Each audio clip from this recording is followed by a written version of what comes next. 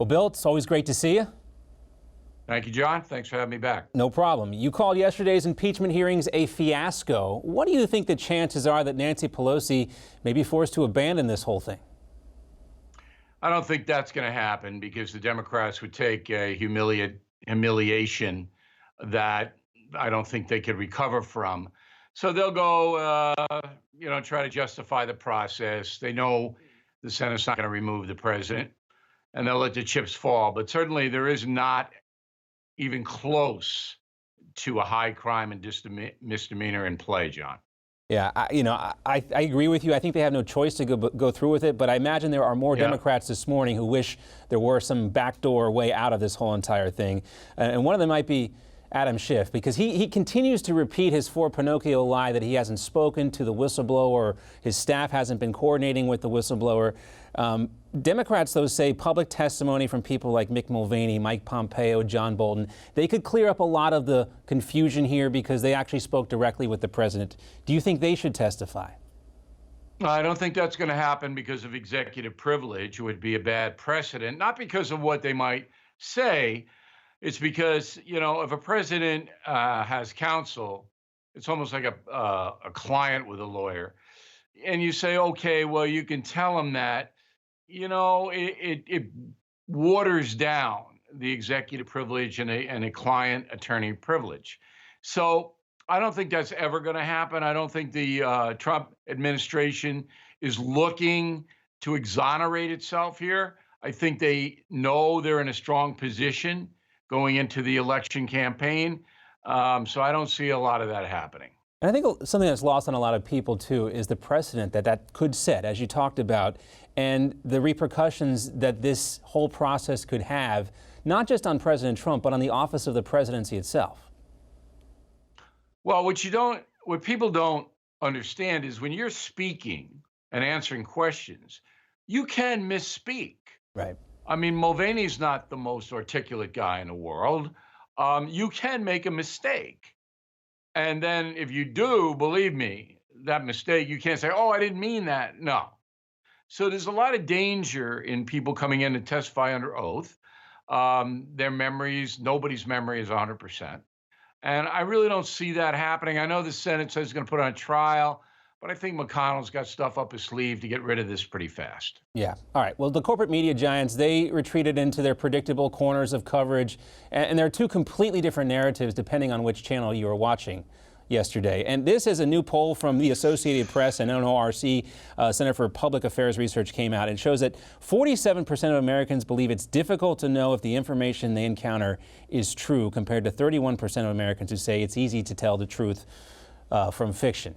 Where are we now as a country, and how do we recover from this? I don't know if you can ever recover from a corrupt media being controlled by 6 major corporations. And if you don't toe the line, you're out. Not that they fire you, they exile you. So I don't know if we're going to recover from this. Now, the media is balkanized because of the internet. There are a lot of different voices on the net. I'm one of them on BillO'Reilly.com. And that can be a plus if you are an educated consumer. But if you're an idiot and you don't know anything, and then you hear this stuff, a lot of people believe, the worst. They believe whatever they want to believe. And that's not how a democracy prospers. Yeah, the double-edged sword of the internet. There's plenty of choices out there, but you have to always consider the source. Speaking of the big corporate media, I'm sure you've probably seen this exchange between Wolf Blitzer and Kellyanne Conway. It's pretty grotesque, but we're going to play it here. Let's take a look. I don't want to talk about your marriage. I know that there are issues there. Your husband, George Conway, he's a lawyer. Did you just say? Your husband, George Conway. Did you just say there are issues there? You don't want to talk about marriage? I don't want to talk about. No, I don't want to talk. Why did you say that? What you just quoted is said every single day by other voices, but you wanted to put it in my husband's voice because you think somehow that that'll help your ratings, or that you're really sticking it to Kellyanne Conway. And let me make very clear, you didn't stick it to Kellyanne Conway. I think you embarrassed yourself. Is this a new low for CNN? Well, it's certainly not admirable. It's a tabloid play. I know Blitzer a little bit. I'm surprised he did it. He looked uncomfortable. I think he was told to do it. Yeah. That's what CNN does. Zucker and his minions, they order their correspondents and hosts to say and ask certain questions. I don't think this is going to be something that Wolf Blitzer adds to his resume. Let's put it that way. Well put. We'll leave it at there. Let's talk about something more substantive, and that's Duval Patrick. You said that Joe Biden's probably the biggest loser of this whole impeachment process so far. Duval Patrick getting in the race. How much does his entrance into the race have to do with how badly Biden's been hurt? Well, I think that's the motivator for him and Bloomberg, is that they see that Biden is a weak candidate. The Ukraine thing, look, Biden's going to be on a campaign trail up against Trump, and Biden's got this thing tied around his neck. He can say he didn't do anything wrong, but everybody saw the tape, and it's a clear shakedown of the Ukraine. There's no other way to put it. And Biden's going to have to live with that. And that weakens him. Now, Trump, he's got stuff too, no doubt about it. But Trump seems to be able to appeal and energize a base much better than Biden does.